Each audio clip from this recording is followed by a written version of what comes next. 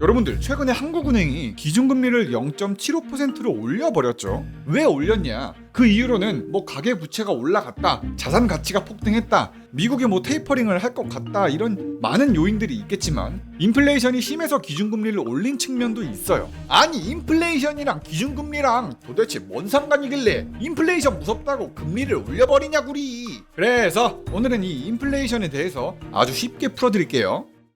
자, 일단 인플레이션이 뭔지부터 알아야겠죠. 인플레이션이란 물건 가격, 그러니까 물가가 지속적으로 오르는 현상이거든요. 여기까지는 아시죠? 예를 들어서 한번 짜장면을 봐볼게요. 옛날에는 짜장면 가격이 500원도 안 하던 시절이 있었다고 합니다. 근데 물가가 오르는 인플레이션 때문에 짜장면 가격은 계속 올랐습니다. 지금 짜장면 한 그릇 먹으려면 최소 5,000원은 넘게 줘야 되잖아요. 언제 짜장면 가격이 이렇게나 많이 올랐냐구리. 비싸서 못 사 먹겠다구리. 이렇게 물가가 오르는 현상을 인플레이션이라고 하는데, 이걸 또 다르게 표현하면요, 화폐 가치가 하락했다고 표현할 수 있겠죠. 라떼는 말이야, 500원만 주면 짜장면 한 그릇 뚝딱 했는데 이제는 5,000원이나 줘야 된다구리. 그렇습니다. 이젠 짜장면 먹으려고 해도 더 많은 돈을 줘야 되잖아요. 옛날에 500원이 지금의 500원이랑 같지가 않죠. 돈의 가치가 떨어졌다고 말할 수 있는 겁니다. 자, 이제 여러분들은 인플레이션이 뭔지는 알았어요. 그러면 이 인플레이션은 왜 생길까요? 크게 두 가지로 설명할 수 있거든요. 첫 번째로는요, 너무 많은 사람들이 물건을 사고 싶어 하는 거예요. 그러니까 수요는 많은데 그 물건을 만드는 사람이 적어가지고 공급이 딸릴 때 인플레이션이 발생합니다. 예를 들어서 너굴 식품이 너굴 초코바를 만들어 파는데 이 너굴 초코바가 너무 맛있어. 많은 사람들이 다 너굴 초코바를 먹고 싶어. 구독도 누르고 싶고 그래. 그럼 많은 사람들이 너굴 식품 앞으로 와가지고 줄 서서 초코바 먹겠다고 안달이 나 있겠죠. 너굴 초코바는 모자란데 이 초코바를 사고 싶어하는 사람은 줄을 설 정도로 너무 많다구리. 이럴 땐 물가가 상승한다구리. 이렇게 수요와 공급이 딱 맞는 게 아니라 수요가 너무 많을 때 물건 가격이 오른다, 이거죠.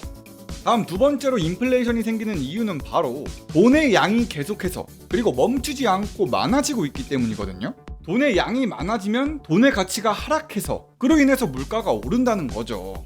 자, 뭐든지 간에 양이 많아진다고 하면은 그 가치는 떨어질 수밖에 없어요. 자, 간단하게 한번 설명을 해볼게요. 예를 들어서요, 너굴 초코바 10개를요 너구리 10마리한테 나눠줘 볼게요. 그러면 너구리 한 마리당 초코바 1개씩 딱 들고 있겠죠? 그럼 이 상황에서는요, 너구리 한 마리가 단 한 개의 초코바밖에 못 먹습니다. 이 초코바는 아주 소중하다고 볼 수 있다구리.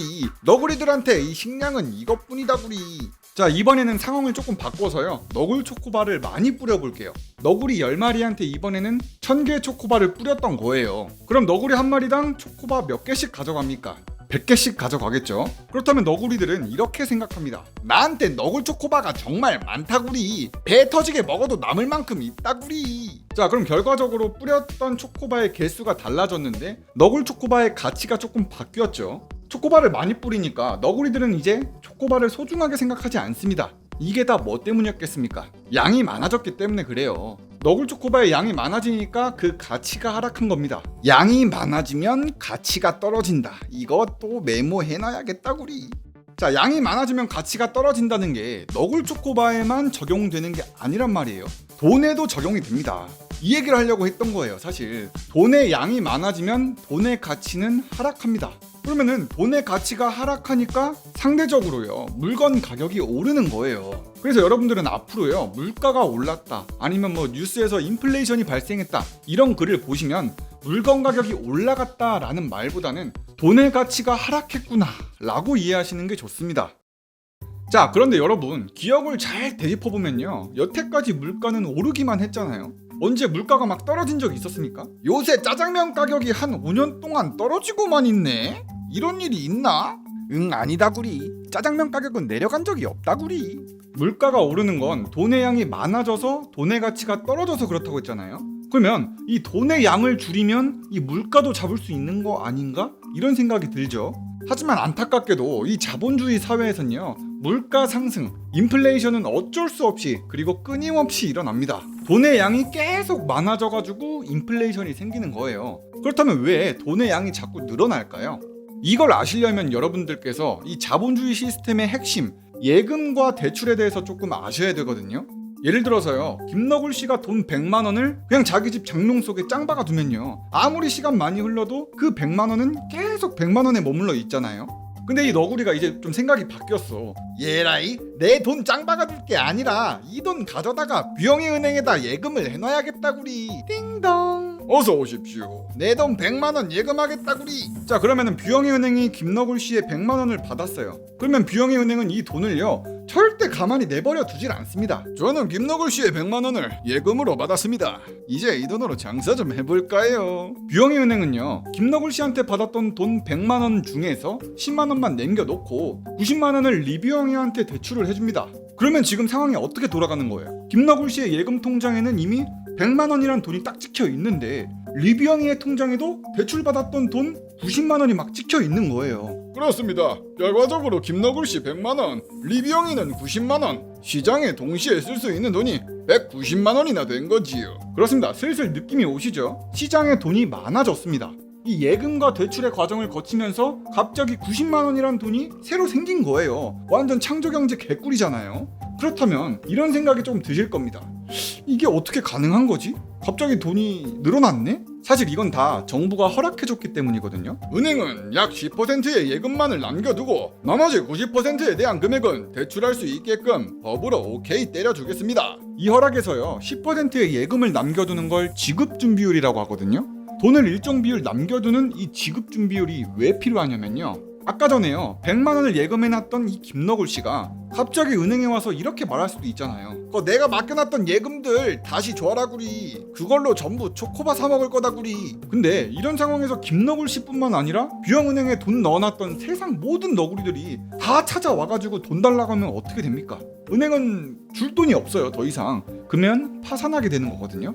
이걸 우리는 뱅크런이라고 합니다. 우리나라 IMF 때도 이런 일이 벌어졌었고 리먼 사태 때도 이런 일이 많이 벌어졌었죠. 자, 예금과 대출 과정에서 돈이 창조되고 시장에는 돈이 많아집니다. 돈이 많아지니까 돈의 가치는 떨어지는 거죠. 근데요, 이 예금과 대출 과정을 한 번만 하는 게 아니란 말이에요. 예를 들어서 이번에는 김너굴 씨가 뷰영은행에다가 100억을 예금했다고 해볼게요. 그러면 이 돈을 받았던 뷰영은행은 지급준비율로 10%의 돈을 남겨놓습니다. 그러니까 100억의 10%니까 10억을 남겨두고 뷰영이은행은 90억을 코끼리은행에다가 대출을 해줍니다.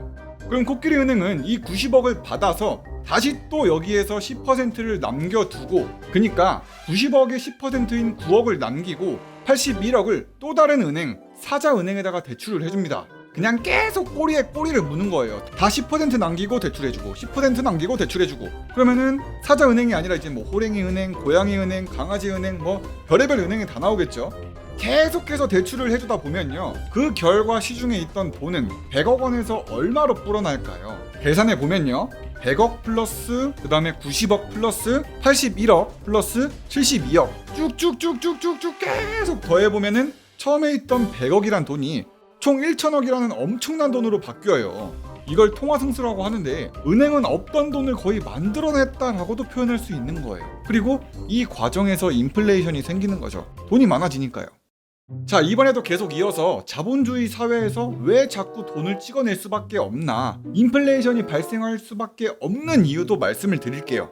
예를 들어서요, 너굴 왕국의 통화량은 딱 100만 원이라고 쳐볼게요. 시장에 그냥 100만 원밖에 없는 상황이에요. 근데 이 김너굴 씨가 부엉이은행에 가서 100만 원을 빌려왔습니다. 그리고 그 이자는 3%였어요. 김너굴 씨는 3만 원을 이자로 갚아야 되는 거죠.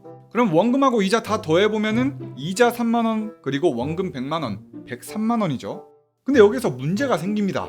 너굴 왕국의 통화량은 딱 100만 원이었잖아요. 그러면 김너굴 씨는 이자 3만 원을 어떻게 갚을 도리가 없죠. 그냥 시장에 돈이 아예 없으니까. 103만 원이라는 금액이 없으니까. 아니, 시중에 통화가 100만 원 뿐인데 어디서 이자 3만 원을 추가로 구해오냐구리. 정확히 이자를 갚을 금액이 부족합니다. 이 문제를 해결하기 위해선요, 중앙은행이 돈을 찍어낼 수밖에 없어요. 이자 3만 원만큼요. 은행은 그걸 또 다른 누군가한테 대출을 해줘야 됩니다. 결론적으로는요, 은행 시스템 때문에 중앙은행은 이 이자를 만들기 위해서 끊임없이 돈을 찍어낼 수밖에 없는 겁니다. 자, 이번에는 대한민국의 통화량이 지금까지 얼마나 늘어나고 있었냐, 그리고 그만큼 물가는 얼마나 올라가고 있었냐 아셔야겠죠. 그래서 이 그래프를 한번 보여드릴게요. 우리 대한민국의 통화량은 절대로 내려가 본 적이 거의 없습니다. 계속 우상향하면서 올라가고만 있어요. 돈이 계속 늘어났다는 얘기죠. 그러면 그만큼 대한민국의 물가도 계속 올랐겠죠. 돈의 양이 늘어나니까 어쩔 수 없이 물가가 오를 수밖에 없는 겁니다. 근데 최근에요, 계속 인플레이션을 문제로 삼는 게요, 인플레이션이 계속 발생하는 건 알겠습니다. 근데 솔직히 이건 아니지 않습니까? 물가가 너무 많이 올라요. 그리고 너무 가파르게 오르고 있는 겁니다. 미국이고 우리나라고 그냥 물가 상승의 그래프가 고개를 들어서 하늘을 보고 있습니다. 지금 보시는 그래프가요, 미국의 인플레이션율이거든요. 잘 보시면 2010년 이후에 좀 평탄하게 흐르는 듯 하다가 코로나19 사태 때 조금 주춤하고 지금은 그냥 미친 듯이 오르고 있는 모습을 볼 수가 있어요. 올해엔요, 작년보다 물가가 5.4%나 올랐고 물가 상승률은 3개월 연속 5%를 넘겼습니다. 우리나라도 인플레이션율 마찬가지입니다. 8월 달에는 2.6%로 완전히 넘어버렸고 5달 연속으로 2%대를 유지 중이에요. 그러니까 미국이고 우리나라고 인플레이션율이 너무 높습니다. 이거 좀 잡아야 됩니다. 자, 그렇다면은 최근에 인플레이션은 왜 이렇게 많이 올랐을까요? 제가 많은 영상에서 말씀드렸지만 돈을 많이 풀어서 그렇습니다. 미국은 양적 완화 정책으로 시중에 돈을 뿌리고 있고요. 시장에 계속 돈이 많아지니까 물가가 올랐습니다. 그리고 전 세계적으로 저금리 상태죠. 사람들이 대출을 많이 받아서 시장에 돈이 많이 풀렸습니다. 그러니까 물가가 올랐고요. 코로나 사태가 이걸 더 부추겼어요. 전 세계는 돈을 더 많이 뿌리려고 하고 있고 우리나라만 봐도 뭐 위축된 경기 살리겠다고 개인들 기업들한테 지원금을 뿌리고 있습니다. 그러니까 물가가 안 오르고 배기겠습니까? 자, 이제 여러분들은 인플레이션이 뭔지도 알았고 왜 최근에 인플레이션이 심한지도 알았습니다. 그러면은 이 인플레이션이 일어나지 않게끔 하려면 시장에 돈을 덜 뿌리는 정책만 하면 되잖아요. 그래서 중앙은행이 여기에 개입할 수 있습니다. 시중에 돈이 너무 많아요. 우리가 개입해서 바로 잡아야 해요. 돈을 덜 뿌리는 정책에는 크게 두 가지가 있습니다. 이제 제일 처음으로 돌아갈 수 있는 거예요. 기준금리를 올리는 거죠. 최근에 기준금리 우리나라가 올렸잖아요. 이 기준금리가 올라가면은 시중에 뿌려지는 통화량을 조절할 수 있습니다. 기준금리가 올라가니까 돈을 빌리기가 너무 어렵다구리. 이자 비용이 너무 무섭다구리. 이자 비용이 어마어마하니까 은행끼리의 대출도 좀 줄어들고 사람들한테도 대출할 수 있는 돈도 부족해집니다. 그러면은 그만큼 인플레이션이 좀 잡히겠죠. 인플레이션 잡는 데는 기준금리 올리는 것만큼 확실한 건 또 없다구리. 두 번째로 돈을 덜 뿌리는 정책에는요, 저번 영상부터 계속 설명했던 테이퍼링 기억하십니까? 미국은 여태까지요, 양적 완화로 돈을 엄청나게 뿌리고 있었는데 앞으로는 돈을 뿌리는 양을 줄이거나 돈 뿌리는 걸 멈춘다고 합니다. 그러면은 시장에 돈이 줄어들게 되겠죠. 자연스럽게 인플레이션을 잡을 수 있게 되는 겁니다. 영상 끝까지 봐주셔서 정말 감사드리고 구독과 좋아요 좀 눌러달라구리. 그럼 다음 영상에서 보자구리. 굿. 리뷰형이는 바보다구리.